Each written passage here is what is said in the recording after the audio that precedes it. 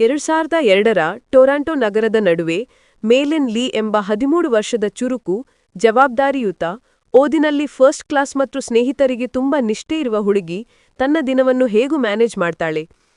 ಮನೆಗೆ, ಅಮ್ಮಗೆ, ದೇವಾಲಯಕ್ಕೆ ಜವಾಬ್ದಾರಿಗಳು ಎಲ್ಲವನ್ನೂ ಅವಳು ಪರ್ಫೆಕ್ಟ್ ಆಗಿ ಮಾಡುವ ಪುಟ್ಟ ಟ್ರೈ. ಆದರೆ ಒಳಗೆ ಅವಳು ಇನ್ನೊಬ್ರು, ಕೆಲವೊಮ್ಮೆ ಫಂಕಿ, ಮಜಾ ಮಸ್ತ್, ಬಾಯ್ ಬ್ಯಾಂಡ್ಗಳಿಗೆ ಕ್ರೇಜಿ ಆಗುವ ಟೀನೇಜರ್. ಮೇಲಿನ್ ಫೋರ್ಟೌನ್ ಅನ್ನೋ ಪಾಪ್ ಬಾಯ್ ಬ್ಯಾಂಡ್ಗಾಗಿ ಹುಚ್ಚೆದ್ದು ಹೋಗಿರ್ತಾಳೆ. ಅವಳ ಫ್ರೆಂಡ್ಸ್ ಮಿರಿಯಂ, ಅಬಿಗೇಲ್, ಪ್ರಿಯಾ ಅವಳ ಮಸ್ತ್ ಟೀಮ್. ಶಾಲೆಯ ನಂತರ ಜೋಕ್ಗಳು, ಟ್ರಾವೆಲಿಂಗ್, ಮುಂಚಿತವಾಗಿ ಫೋರ್ಟೌನ್ ಕಾನ್ಸರ್ಟ್ಗಾಗಿ ಪ್ಲಾನ್ ಮಾಡುವುದು ಅವುಗಳ ಜೀವನ. ಒಂದು ದಿನ ಮೇಲಿನ್ ಮನೆಯಲ್ಲಿ ತನ್ನ ನಿತ್ಯದ ಕೆಲಸ, ದೇವಾಲಯದಲ್ಲಿ ಟೂರಿಸ್ಟ್ಗಳಿಗೆ ಗೈಡ್ ಆಗಿ ದೇಗುಲದ ರೆಡ್ ಪಾಂಡಾ ಪುರಾಣವನ್ನು ವಿವರಿಸ್ತಾಳೆ. ಅವರ ವಂಶದಲ್ಲಿ ಶತಮಾನಗಳ ಹಿಂದೆ ಸುನ್ ಯೀ ಎಂಬ ಅಜ್ಜಿ ದೇವರ ಆಶೀರ್ವಾದದಿಂದ ರೆಡ್ ಪಾಂಡ ರೂಪ ಪಡೆಯುತ್ತಿದ್ದಳು. ಆ ಶಕ್ತಿ ಕುಟುಂಬದ ಎಲ್ಲಾ ಹೆಣ್ಣು ಮಕ್ಕಳಿಗೂ ಟ್ರಾನ್ಸ್ಫರ್ ಆಗಿದೆ ಅನ್ನೋ ಕತೆ. ಮೇಲಿನ್ಗೆ ಇದು ಕೇವಲ ಟ್ರೆಡಿಷನ್, ಆದ್ರೆ ನಮ್ಮ ಕಾಲದಲ್ಲಿ ಅಂಥದ್ದೆಲ್ಲ ಆಗೋದಿಲ್ಲ ಅಂತ ಅಂದುಕೊಂಡಿದ್ದಾಳೆ. ಆದ್ರೆ ಜೀವನಕ್ಕೆ ಟ್ವಿಸ್ಟ್ ಬೇಕಲ್ವಾ? ಒಂದು ಸಂಜೆ ಶಾಲೆಯಲ್ಲಿ ತನ್ನ ಸಣ್ಣ ಕ್ರಶ್ನ ಚಿತ್ರ ಬಿಡಿಸಿ ತುಂಬ ಸಂತೋಷದಲ್ಲಿ ಉಳಿತಿದ್ದಾಳೆ. ಆದರೆ ಅವಳ ಅಮ್ಮ ಮಿಂಗ್ ಆ ಚಿತ್ರಗಳನ್ನು ನೋಡಿ, ನನ್ನ ಮಗವಿಗೆ ಯಾವ ಹುಡುಗ ಅಂತ ಕೋಪ, ಗಾಬರಿ ಇತ್ಯಾದಿಯಿಂದ ನೇರವಾಗಿ ಅಂಗಡಿಗೆ ಹೋಗಿ ಆ ಹುಡುಗನ ಬಳಿ ಸೀನ್ಸ್ ಮಾಡಿಬಿಡ್ತಾಳೆ. ಮೇಲಿನಿಗೆ ಭೂಮಿ ಬಿಚ್ಚಿ ಹೋಯ್ತಂತೆ. ಅವಳಿಗೆ ಅಸಹ್ಯ, ನಾಚಿಕೆ, ಕೋಪ, ನೊಂದ ಮನಸ್ಸು ಎಲ್ಲ ಮಿಕ್ಸ್. ಅದೇ ರಾತ್ರಿ ಮೇಲಿನ್ ಬೆಡ್ನಲ್ಲಿ ತಿರುಗಾಡುತ್ತಾ ಲಜ್ಜೆ, ಕೋಪ, ಅಮ್ಮನ ಟ್ರೆಜಡಿ, ಆಲ್ ದೀಸ್ ಇಮೋಷನ್ಸ್ ಎಕ್ಸ್ಪ್ಲೋಡ್ ಆಗ್ತವೆ. ಬೆಳಗ್ಗೆ ಎದ್ದಾಗ ಅವಳು ಬೃಹತ್ ಕೆಂಪು ಪಾಂಡ ಆಗಿರ್ತಾಳೆ. ಅವಳು ಕಿರುಚುವಾಗ ಅಮ್ಮ ಬರ್ತಾಳೆ. ಮೇಲಿನ ದಾಳು ದಿಂಬಿಗಳಲ್ಲಿ ಮರೆ ಮಾಡಿಕೊಳ್ತಾಳೆ. ಅಮ್ಮ ಏನಾಯ್ತು ಅಂತ ಹೊರಗಿಂದ ಕೇಳ್ತಿರ್ತಾಳೆ. ಮೇಲಿನ ಪಾಂಡ ಹುಲಿಗೋಲದಲ್ಲೇ ಗಾಬರಿಪಟ್ಟು ಬಾತ್ರೂಮ್ಗೆ ಓಡ್ತಾಳೆ. ಅವಳು ನೋಡುವುದು ಕೆಂಪು ಫರಿ, ಗೂಬಿ ಕಿವಿ, ದೊಡ್ಡ ಬೋಡೆ. ಆಗ್ತಿರೋದು ನಂಬಲಾರದ್ದೆ. ಮೊದ್ಲಿಗೆ ಅವಳಮ್ಮ ಇದನ್ನು ಫಸ್ಟ್ ಪೀರಿಯಡ್ ಅಂದ್ಕೊಳ್ತಾಳೆ. ಪ್ಯಾಡ್ಗಳ ಬಾಕ್ಸ್ಗಳ ಜೊತೆ ಸಹಾಯ ಮಾಡಲು ಬರ್ತಾಳೆ. ಆದ್ರೆ ಮೇಲಿನ್ ಇಲ್ಲ ಅನ್ನೋ ಟೆನ್ಷನ್, ಎಬ್ಯೂಸ್, ಗಾಬರಿ ಇವೆಲ್ಲ ಪಾಂಡಾರೂಪವನ್ನು ಕಾಪಾಡುವುದಿಲ್ಲ. ಮೇಲಿನ್ಗೆ ನಂತರ ಗೊತ್ತಾಗುತ್ತೆ, ಭಯ, ಕೋಪ, ನಾಚಿಕೆ, ಅತಿಯಾದ ಎಮೋಷನ್ ಬಂದ ಕೂಡ್ಲೇ ಪಾಂಡಾರೂಪಕ್ಕೆ ಶಿಫ್ಟ್ ಆಗ್ತಾಳೆ. ಆದರೆ ಅವಳು ಕಾಮ್ ಆಗಿದ್ರೆ ಮತ್ತೆ ಮನುಷ್ಯ ರೂಪಕ್ಕೆ ಬರ್ತಾಳೆ. ಈ ಪಾಂಡಾ ಟ್ರಾನ್ಸ್ಫರ್ ಮೊದಲು ಅವಳ ಅಮ್ಮಗೂ ಆಗಿರ್ಲಿಲ್ಲ. ಆದರೆ ಆ ಅಜ್ಜಿ ಮಿಂಗ್ ಅವರ ಅಮ್ಮ ಮಿಂಗಿಗೆ ಕೂಡ ಒಂದು ಕಾಲದಲ್ಲಿ ಪಾಂಡಾ ಕಾಯಿಲೆ ಆಯಿತು ಅಂತ ಅರಿವಾಗುತ್ತದೆ. ಕುಟುಂಬ ಅವಳಿಗೆ ತಿಳಿಸುತ್ತಾರೆ. ರೀತಿ ತಿಂಗಳಲ್ಲೊಂದು ವಿಶೇಷ ದಿನ, ಕೆಂಪು ಚಂದ್ರನ ರಾತ್ರಿ. ರೆಡ್ ಪಾಂಡಾ ಆತ್ಮವನ್ನು ಕನ್ನಡಿ ಮಕುಟ ಎಂಬ ವಿಶೇಷ ವಿಧಿಯಿಂದ ಬೇರ್ಪಡಿಸಿ ಶಾಶ್ವತವಾದಿ ಒಂದು ಚಿನ್ನದ ವಸ್ತುವಿನೊಳಗೆ ಸೀಲ್ ಮಾಡಬಹುದು. ಅಂದ್ರೆ ಪಾಂಡಾ ಸಮಸ್ಯೆ ಸುಲಭವಾಗಿ ನಿವಾರಣೆ ಆಗುವುದು. ಆದರೆ ಒಂದೇ ಸಲ, ನಂತರ ಅವಳು ಮತ್ತೆ ಪಾಂಡಾ ಆಗೋಕೆ ಸಾಧ್ಯ ಇಲ್ಲ. ಮೇಲಿನ್ ಸರಿ, ವಿಧಿ ಮಾಡೋಣ ಅಂತ ಒಪ್ಕೊಳ್ತಾಳೆ. ಆದರೆ ಈಗನೋ ಹೊಸ ತೊಡಕು, ಫೋರ್ಟೌನ್ ಕಾನ್ಸರ್ಟ್ ಅದೇ ರಾತ್ರಿ ಇದೆ. ಅವಳ ಸ್ನೇಹಿತರು ದಂಗಾಗಿ ಹೋಗ್ತಾರೆ. ಅವರಿಗೆ ಟಿಕೆಟ್ಸ್ ಬೇಕು. ಮೇಲಿನ್ಗೆ ಹೊಸ ಐಡಿಯಾ.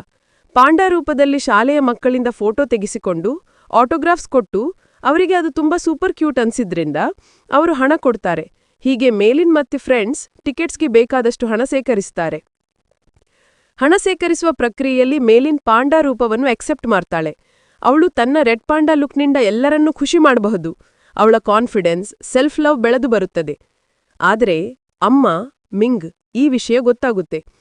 ಅವಳು ಕೋಪಗೊಂಡು, ನೀನು ಪಾಂಡಾವನ್ನು ನಿಲ್ಲಿಸಬೇಕು, ನೀನು ನಿಯಂತ್ರಣ ತಪ್ಪುತ್ತಿದ್ದೀಯಾ ಅಂತ ಸ್ಟ್ರಿಕ್ಟ್ ಆಗ್ತಾಳೆ. ಮೇಲಿನ್ ಗೆಲ್ಲಬೇಕು, ಸೆಲ್ಫ್ ಡಿಸಿಷನ್ಸ್ಗೆ ಸ್ಪೇಸ್. ಆದ್ರೆ ಅಮ್ಮ ಮಾತ್ರ ರಿಜಿಡ್. ಈ ಕೆಳಗಿನ ಕಾನ್ಫ್ಲಿಕ್ಟ್ಸ್ ಹೆಚ್ಚಾಗುತ್ತವೆ. ಕೆಂಪು ಚಂದ್ರನ ರಾತ್ರಿ ಮನೆಯ ಎಲ್ಲ ಅತ್ತೆ, ಅಜ್ಜಿ, ರಿಲೇಟಿವ್ ಮಹಿಳೆಯರು ಸೇರಿ ವಿಧಿಗಾಗಿ ಸಜ್ಜಾಗುತ್ತಾರೆ. ಮೇಲಿನ್ ಪಾಂಡಾ ರೂಪವನ್ನು ಬಿಡದೆ, ಇದು ನನ್ನ ಗುರುತು, ನನ್ನ ಫನ್, ನನ್ನ ಫ್ರೀಡಮ್ ಅಂತ ಒಳಗೆ ಸಣ್ಣ ಸಂಶಯ. ಅವಳ ಫ್ರೆಂಡ್ಸ್ ಕೂಡ ಕಾನ್ಸರ್ಟ್ಗೆ ಬಾ ಅಂತ ಆಕ್ಚುಲ್ ಲೊಕೇಶನ್ಗೆ ಹೋಗಿಬಿಡ್ತಾರೆ. ಅವಳು ಮಧ್ಯದಲ್ಲಿ ಗೊಂದಲಕ್ಕೆ ಸಿಲುಕಿತಾಳೆ. ಅಮ್ಮಮ್ಮನ್ನ ಕೇಳಲಿ, ತನ್ನ ಹೃದಯವನ್ನ ಕೇಳಲಿ? ವಿಧಿ ಆಲ್ಮೋಸ್ಟ್ ಆರಂಭವಾದಾಗ ಮೇಲಿನ್ ತನ್ನ ಸೆಲ್ಫನ್ನು ನೋಡ್ತಾಳೆ.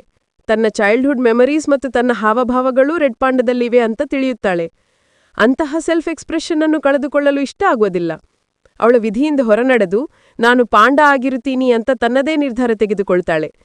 ಮಿಂಗ್ ಅಂದ್ರೆ ಅಮ್ಮ ಇದನ್ನು ಬಿಟ್ರೇಯಲ್ ಅಂತ ತೆಗೆದುಕೊಳ್ತಾರೆ.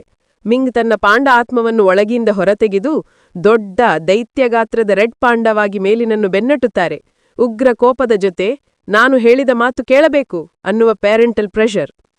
ಮೇಲಿನ್ ಕಾನ್ಸರ್ಟ್ಗೆ ಧಾವಿಸುತ್ತಾಳೆ. ಫೋರ್ ಟೌನ್ ಬ್ಯಾಂಡ್ ಹಾಡು ಆರಂಭವಾಗಿರುತ್ತದೆ. ಮಿಂಗಳ ದೈತ್ಯಪಾಂಡ ಸ್ಟೇಡಿಯಂ ಒಡೆದು ಒಳಬರುತ್ತದೆ. ಗಾಬರಿ ಎವ್ರಿವೇರ್. ಫೋರ್ ಟೌನ್ ಬ್ಯಾಂಡ್ ಸದಸ್ಯರು ಕೂಡ ಬದರಿ ಹೋಗಿರ್ತಾರೆ. ಮೇಲಿನ್ ಹ್ಯೂಜ್ ಮಾಮ್ ಪಾಂಡ ಜೊತೆ ಕ್ಲಾಶ್ ಮಾಡ್ತಾಳೆ. ಭಾವನಾತ್ಮಕ ಮತ್ತು ಲಿಟ್ರಲಿ ಫಿಸಿಕಲ್ ಫೈಟ್. ನಾನು ಮಗುವಲ್ಲ, ನನಗೂ ನನ್ನ ಜೀವನ ಇದೆ ಅನ್ನುವ ರೀತಿಯಲ್ಲಿ ತನ್ನ ವಾಯ್ಸ್ ಎಸೆಟ್ ಮಾಡ್ತಾಳೆ. ಈ ಗಡಿಬಿಡಿಯಲ್ಲಿ ಮೇಲಿನ್ ಕುಟುಂಬದ ಎಲ್ಲಾ ಫೀಮೇಲ್ ಮೆಂಬರ್ಸ್, ಅಜ್ಜಿ, ಆಂಟೀಸ್ ಮತ್ತೆ ಪಾಂಡಾ ರೂಪಕ್ಕೆ ಮರಳುತ್ತಾರೆ. ಏಕೆಂದರೆ ತಮ್ಮ ಆತ್ಮವನ್ನು ಚಿನ್ನದ ವಸ್ತುವಿನಲ್ಲಿ ಸೀಲ್ ಮಾಡಿದ್ದರೂ ಕೂಡ ಈಗ ಮತ್ತೆ ಹೆಲ್ಪ್ ಮಾಡಲು ಅದನ್ನು ಮುರಿದು ಹೊರತೆಗೆದುಕೊಳ್ಳಬೇಕಾಯಿತು. ಅವರು ಸಿಂಗಿಂಗ್ ಸರ್ಕಲ್ ಮಾಡ್ತಾರೆ, ವಿಧಿ ಮರು ಆರಂಭಿಸಲು. ಫೋರ್ ಟೌನ್ ಬ್ಯಾಂಡ್ ಕೂಡ ತಮ್ಮ ಹಾಡಿನಿಂದ ಆ ಎನರ್ಜಿ ಲೂಪ್ಗೆ ಸೇರಿ ಹಾರ್ಮನಿ ಮಾಡ್ತಾರೆ. ಇಲ್ಲಿ ಒಂದು ದೊಡ್ಡ ಇಮೋಷನಲ್ ಬೀಟ್. ಮಿಂಗ್ ಅಂದ್ರೆ ಅಮ್ಮ ತನ್ನ ಮಗುವಿನ ಬಾಲ್ಯದ ವೇಳೆಯಲ್ಲಿ ಪಾಂಡಾ ರೂಪದಿಂದ ಮೇಲಿನ್ಗೆ ಆಕ್ಸಿಡೆಂಟ್ ಆಗಿದ್ದ ಅನುಭವವನ್ನು ನೆನೆಸುತ್ತಾರೆ. ತನ್ನ ಕೋಪದಿಂದ ಮಗುವಿಗೆ ನೋವಾಗಿದೆ ಎಂಬ ಗಿಲ್ಟ್, ಈಗ ಅದು ಮತ್ತೆ ಆಗಬಾರದು ಅನಿಸುವ ಭಾವನೆ. ಮೇಲಿನ್ ತನ್ನ ಜಯಂಟ್ ಮಾಮ್ ಪಾಂಡದೊಂದಿಗೆ ಮಿರರ್ ರೆಲ್ಮ್ಗೆ ಒಳಗಾಗುತ್ತಾರೆ. ಅಲ್ಲಿ ಮಿಂಗ್ ಪುಟ್ಟ ಚಿಕ್ಕ ಟೀನ್ ಆಗಿರುವ ರೂಪದಲ್ಲಿ ಕಾಣುತ್ತಾರೆ. ಜಾಸ್ತಿ ಸ್ಟ್ರಿಕ್ಟ್ ಆಗಿರದೆ, ಸೌಮ್ಯ, ಇನ್ಸಿಕ್ಯೂರ್, ಪರ್ಫೆಕ್ಟ್ ಆಗಿರಬೇಕು ಎಂಬ ತಾಳ್ಮೆಯ ಬಲೆಗೆ ಸಿಲುಕಿದ್ದ ಹುಡುಗಿ. ಮಿಂಗಿಗೆ ತನ್ನ past hurts, mother daughter cycles, expectations ಎಲ್ಲ ಫ್ಲಾಶ್ ಬ್ಯಾಕ್ ಆಗುತ್ತವೆ. ಮೇಲಿನ್ ಮಿಂಗಿನ ಕೈ ಹಿಡಿದು, ಅಮ್ಮ, ನಾನು ನಾನಾಗಿರುಕೆ ಬಿಡು, ನಿನ್ನಲ್ಲಿರುವ ಹೆದರಿಕೆ ನನ್ನಲ್ಲೂ ಬರಬಾರದು ಅನ್ನುವಂತೆ ಹೇಳುತ್ತಾಳೆ. ಮಿಂಗ್ ಮೃದುವಾಗಿ ಅರ್ಥ ಮಾಡಿಕೊಳ್ಳುತ್ತಾರೆ. ನೀನು ಬೆಳೆದಿದ್ದೀಯಾ, ನಾನು ನಿನ್ನನ್ನು ಹಿಡಿದುಕೊಳ್ಳುವುದಕ್ಕೆ ಬೇಡ. ವಿಧಿ ಮುಗಿಯುತ್ತದೆ. ಕುಟುಂಬದ ಎಲ್ಲರ ಪಾಂಡ ಆತ್ಮಗಳನ್ನು ಮತ್ತೆ ಸೀಲ್ ಮಾಡುತ್ತಾರೆ. ಆದರೆ ಮೇಲಿನ್ ಮಾತ್ರ ತನ್ನ ಆತ್ಮವನ್ನು ಸೀಲ್ ಮಾಡುವುದಿಲ್ಲ. ಅವಳು ತನ್ನ ಪಾಂಡವನ್ನು ಅಕ್ಸೆಪ್ಟ್ ಮಾಡ್ತಾಳೆ. ಇದು ನಾನು, ಇದು ನನ್ನ ಭಾಗ. ಅಮ್ಮ ಸಹ ಫೈನಲಿ ಅಕ್ಸೆಪ್ಟ್ ಮಾಡ್ತಾಳೆ. ನಾನು ಒಪ್ಪಿಕೊಳ್ಳುತ್ತೇನೆ, ನೀನು ನೀನಾಗಿರಬೇಕು ಅನ್ನುವ ಪ್ಯಾರೆಂಟಲ್ ಎಕ್ಸೆಪ್ಟೆನ್ಸ್. ಕತೆ ಎಂಡಾಗುವುದು. ಮೇಲಿನ್ ತನ್ನ ಜೀವನವನ್ನು ಪಾಂಡ ಮತ್ತು ಮನುಷ್ಯ ರೂಪ ಎರಡಲ್ಲೂ ಸಮಬಾಲ. ದೇವಾಲಯದಲ್ಲಿ ಕೆಲಸ, ಫ್ರೆಂಡ್ಸ್ ಜೊತೆ ಜಾಲಿ, ಫೋರ್ ಟೌನ್ ಹಾಡುಗಳ ಮೇಲೆ ಕ್ರೇಜಿ ಡ್ಯಾನ್ಸ್, ಇವೆಲ್ಲವನ್ನೂ ಅವಳು ಒಟ್ಟಿಗೆ ಕ್ಯಾರಿ ಮಾಡ್ತಾಳೆ. ಅಮ್ಮ ಮಗಳ ಬಾಂಡ್ ಈಗ ಮೆಚೂರ್ ಆಗುತ್ತದೆ.